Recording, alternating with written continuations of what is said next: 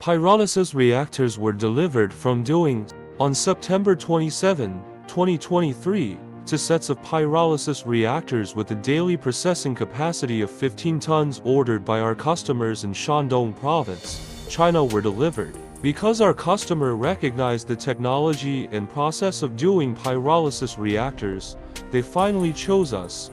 For example, our customer is quite satisfied with the welding process of our pyrolysis reactor, which adopts fully automatic submerged arc welding process, prefabricated 60-degree welding groove, and welds one side and forms both sides. The welding quality is guaranteed to meet the standard.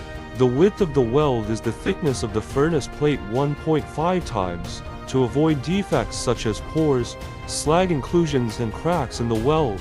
Ensure a closed space in the furnace during pyrolysis, increase the oil yield, and extend the service life of the pyrolysis reactor.